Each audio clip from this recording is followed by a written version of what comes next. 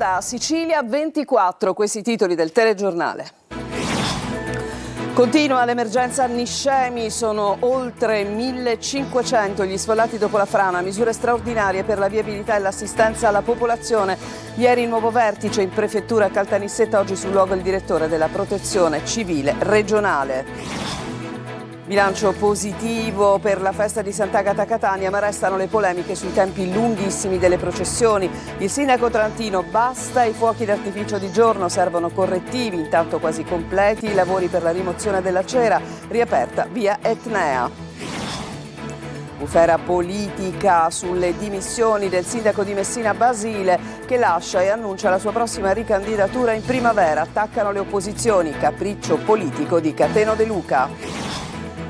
Acque torbide in un affluente del torrente Tellesimo nel Ragusano, la denuncia di Legambiente sulla probabile presenza di liquami. A Giarratana, nel Ragusano, assalto al bancomat con camion ruspa e malviventi hanno scardinato l'unico sportello automatico del paese.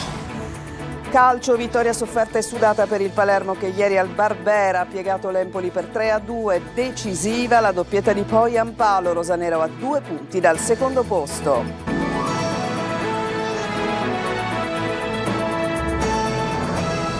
Bentrovati, apriamo il nostro telegiornale andando a Niscemi, dove oltre 1500 sono le persone sfollate dopo la grave frana. Cantieri in accelerazione, misure straordinarie per la viabilità e l'assistenza alla popolazione. Ma facciamo il punto sull'emergenza frana con Gerry Italia.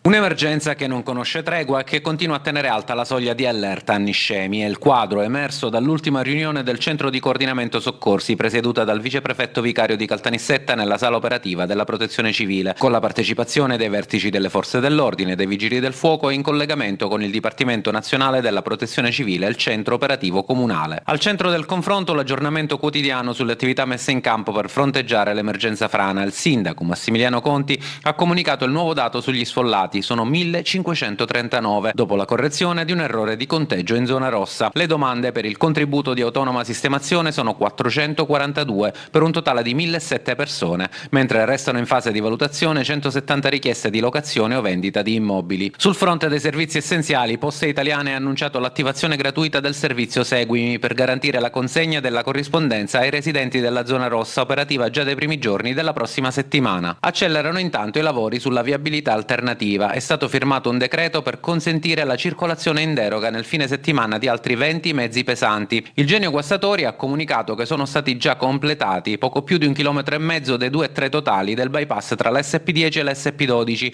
e che i lavori si concluderanno entro domenica. Completato anche il riempimento del fondo stradale sulla Regia Trazzera Niscemi San Michele di Ganzeria con asfaltatura imminente. Rafforzata infine la vigilanza lungo la zona rossa garantita dal Corpo Forestale dalle 8 alle 20 fino a domenica H24 da lunedì. Proseguono intanto le operazioni di assistenza alla popolazione, 904 gli interventi per il recupero degli effetti personali, con l'avvio da lunedì pomeriggio degli accessi nelle abitazioni più vicine al fronte di frana, un lavoro incessante per provare a restituire normalità a una comunità ferita.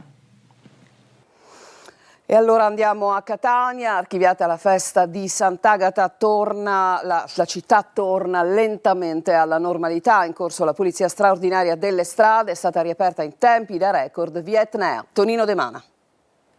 Archiviata la festa di Sant'Agata, anche se resta l'appuntamento con l'ottava, Catania torna alla normalità con l'obiettivo prioritario di ripulire le strade dalla cera neutralizzata in parte dall'enorme quantitativo di segatura sparsa dalla gema per agevolare la rimozione. Il passaggio di torcioni in via Etnea e via Caronda, caratteristico del giro interno della processione, ha impegnato centinaia di operatori che subito dopo il passaggio della Santa si sono mobilitati con spazzatrici, cannelli, pale, scope ed ogni mezzo utile per effettuare la pulizia delle strade. La macchina della polizia municipale prende la rincorsa, accelera e poi frena. Lo fa più volte perché la sicurezza viene prima di tutto. Il grip test per verificare l'aderenza delle gomme dà esito positivo. Alle 11:15 la centralissima via Etnea viene totalmente riaperta al traffico. Se non è record, poco ci manca. Transenne che vengono rimosse dalla polizia municipale e via libera per la soddisfazione del vice sindaco Pesce. Per noi è un risultato straordinario perché nel rispetto ovviamente della tradizione e della devozione regione, però abbiamo messo in campo un'organizzazione capillare per garantire la normalità. Con il sindaco abbiamo pensato appunto a questo, di garantire la sicurezza e allo stesso tempo far sentire il meno possibile il peso del dopo festa. Che festa è stata per Massimo Pesce? Ma una festa per me bellissima, con una grande responsabilità. Si lavora senza soste, lo vedete, anche in via Caronda, che sarà riaperta al traffico nelle prossime ore. E sempre sull'argomento Sant'Agata sentiamo il commento del sindaco Enrico Trantino, che a caldo aveva comunque dichiarato il suo dissenso rispetto per esempio a dei fuochi esplosi in Piazza Borgo, ma praticamente con la luce del giorno. Sentiamo.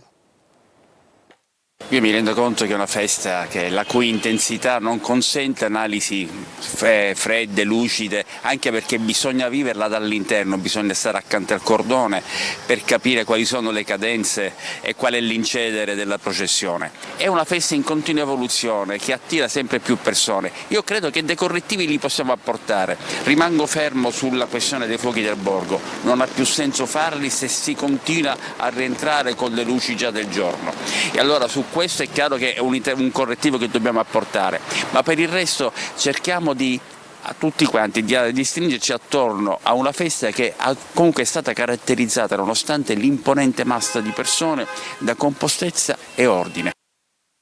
Andiamo a Messina, il sindaco Basile annuncia le sue dimissioni e contestualmente di volersi ricandidare per la prossima tornata elettorale, probabilmente in primavera, ed è polemica. Giusy Lazzara.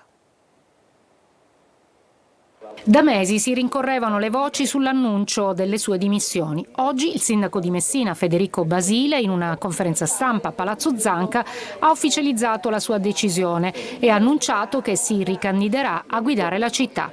La scadenza naturale del mandato, cominciato nel 2022, sarebbe stata nel giugno 2027.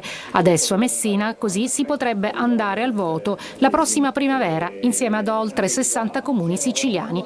E dire che Basile poteva contare su una maggioranza di 20 consiglieri su 32 all'inizio del suo mandato. Oggi, invece, può contarne solo su 13 consiglieri, perché 7 hanno cambiato idea. Questo è un elemento fondamentale che poi è riverberato sia sulla gestione del lavoro d'aula dei miei 13 consiglieri rimasti, perché è palese che possono nascere malumori, e anche nei confronti dell'attività della Giunta e delle società partecipate, che molto spesso si vedono diciamo così, prese di mira in maniera immotivata, rallentando magari dei processi lavorativi che oggi serve accelerare. Ci siamo lasciati alle spalle la fase dell'emergenza, dice Basile, e adesso serve un cambio di passo. Questa famosa possibilità di decidere al di là delle logiche dei partiti, che ha dato risultati, debba rilanciare un'azione amministrativa che prima non esisteva. Tutto il centrodestra regionale siciliano ritiene la decisione motivata solo da un capriccio politico del sindaco di Taormina, Cateno De Luca, al quale Basile si adeguerebbe.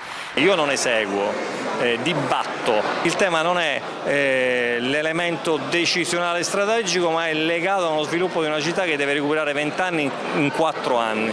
Il sindaco Basile intanto va avanti, le sue dimissioni dovrebbero essere definitive trascorsi 20 giorni dalla comunicazione. Acque torbide, schiume in un corso d'acqua affluente del torrente Tellesimo nel Ragusano. La denuncia è di Legambiente. Veronica Barbarino. Acque torbide, schiume sospette è un fiume che cambia colore. Scatta l'allarme ambientale nel territorio ibleo, lungo un corso d'acqua affluente del torrente Tellesimo. A denunciare la situazione è Legambiente Ragusa, che parla di un rischio concreto per l'ambiente, il paesaggio e soprattutto per la salute pubblica. Secondo l'associazione ambientalista non si tratta di un episodio isolato. Fenomeni simili erano già stati segnalati lo scorso anno alle autorità competenti, ma a distanza di mesi nulla è cambiato. Dai sopralluoghi effettuati da Legambiente emergerebbe la presenza nell'aria di accumuli di letame lasciati a cielo aperto, in violazione delle norme sulla corretta gestione dei reflui zootecnici. Una situazione che ad ogni pioggia significativa si traduce in acque di dilavamento cariche di inquinanti che finiscono direttamente nel torrente Tellesimo. Un fenomeno che potrebbe avere gravi conseguenze ambientali e sanitarie, contaminando le acque e mettendo a rischio l'ecosistema e le comunità locali. Per questo Legambiente chiede controlli immediati, sanzioni severe, interventi strutturali per fermare quello che definisce un vero e proprio attentato al patrimonio naturale degli Iblei. Adesso ci fermiamo, c'è una pausa, torniamo tra poco.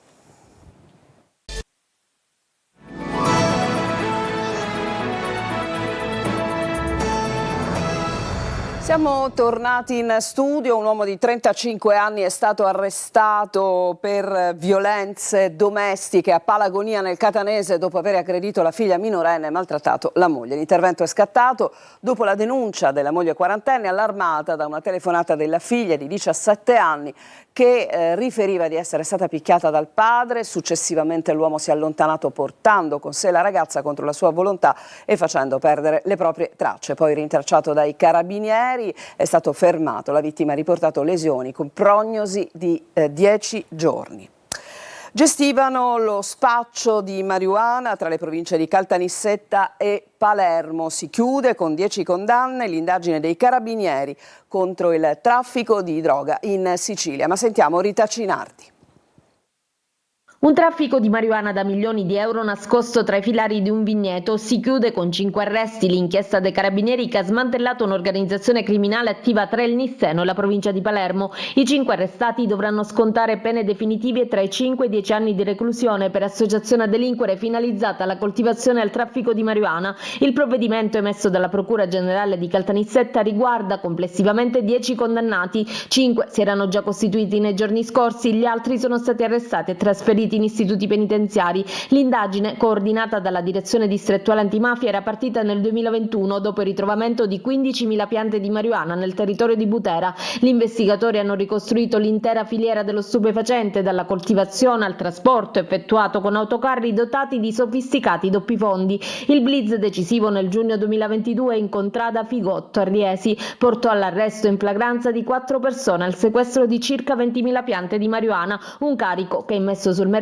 avrebbe fruttato profitti illeciti stimati in 16 milioni di euro. L'Italia raccontata attraverso il cinema a Favara nell'Agrigentino, la presentazione del libro Asini che volano di Giovanni Floris, un viaggio tra commedia e società dal passato ai giorni nostri. Davide Sardo. Un elogio dell'Italia che sa ridere di sé, ma anche interrogarsi. Nel libro Asini che volano, Giovanni Floris, scrittore e giornalista, racconta il nostro paese attraverso il cinema. Dal neorealismo alla commedia all'italiana, dai cinepanettoni fino al fenomeno Checco Zalone. Film diversi, epoche diverse, ma un unico filo conduttore. L'Italia reale, con le sue fragilità, il talento ed una resilienza tutta italiana. La presentazione del volume si è svolta al Castello Chiaramonte di Favara ed è inserita nel progetto Resistere ieri e oggi, promosso dalla Fondazione Calogero Marrone. Allora, sono asini in positivo se si rendono conto di non sapere, siamo tutti noi, studiamo per comprendere le cose. In negativo se sono quelli che potiamo li facciamo volare noi pur essendo asini. Commedia all'italiana e poi Fantozzi, segnano il paese più di tanti altri. Un racconto che unisce ironia e riflessione, cinema e vita quotidiana, con uno sguardo attento anche ai grandi temi d'attualità politica nazionale ed internazionale. E adesso ci fermiamo, c'è una pausa, torniamo tra poco con il calcio, cominceremo con la vittoria del Palermo ieri sera al Barbera, tra poco.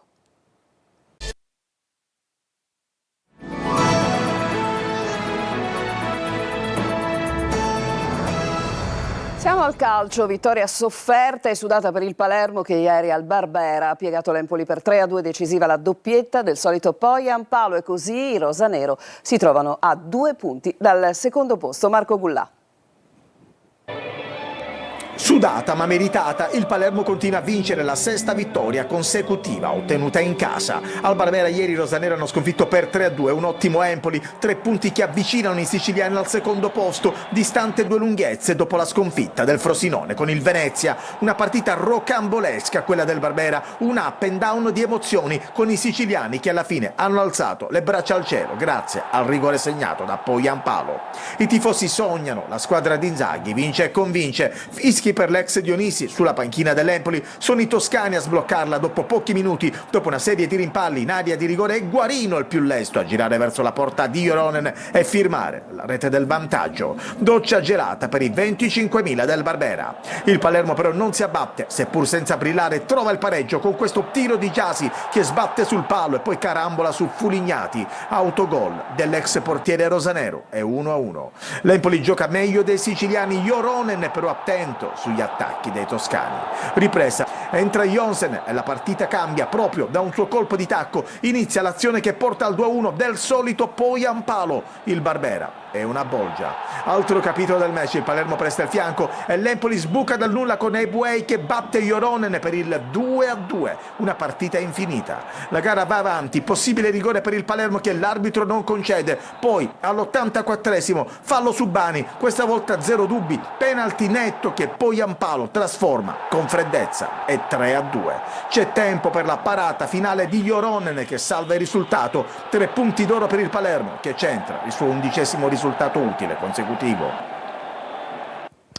Alla Serie C, dove il Catania vede scappare il Benevento che vince in extremis contro il Picerno e allunga in classifica. Rossazzurri a -6 dalla vetta. Martedì l'incontro casalingo contro il Cerignola. Tonino De Mana.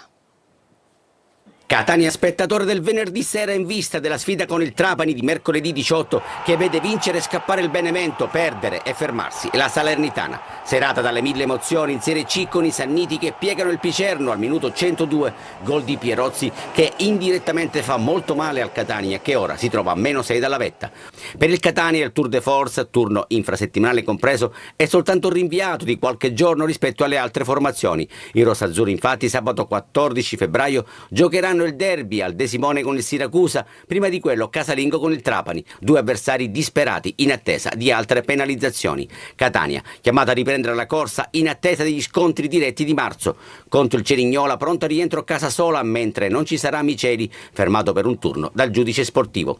Carnielutti potrebbe agire da centrale con Celi, Ghirardi o Allegretto ai lati. Non si escludono novità a centrocampo in attacco. Sul fronte societario, all'inizio della prossima settimana Rospelligra verserà il saldo decisivo per completare l'acquisizione di Torre del Grifo Village, un'operazione destinata a segnare una svolta strutturale per il club rossazzurro.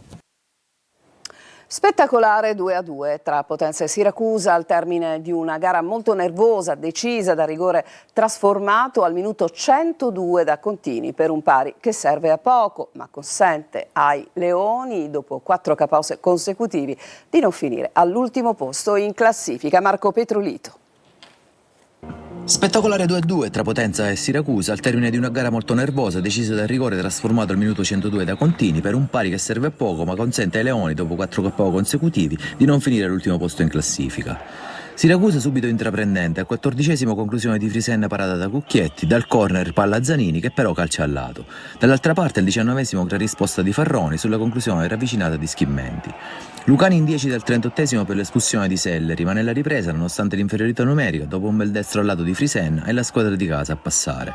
Felipe è bravo ad inserirsi e a finalizzare al minuto 55 un contropiede di Schimmenti.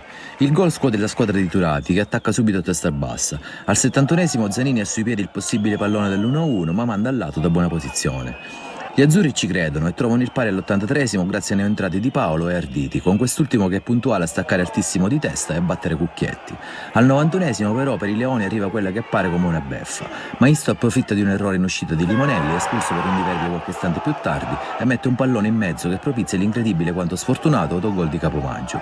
2-1, ma non è ancora finita. Il Siracusa non molla, il 102esimo pareggia grazie al rigore di Contini. Un punto che, nonostante sia arrivato in extremis, lascia comunque un certo rammarico in casa retusea, viste le tante occasioni sprecate, ed una classifica che comunque era e rimane difficilissima.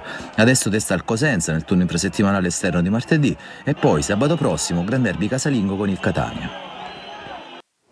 Era il nostro ultimo servizio, Sicilia 24 si chiude qui, fra poco la rassegna stampa curata oggi da Marco Carli. Io vi ricordo il prossimo appuntamento con il nostro telegiornale alle 14. A tutti una buona domenica.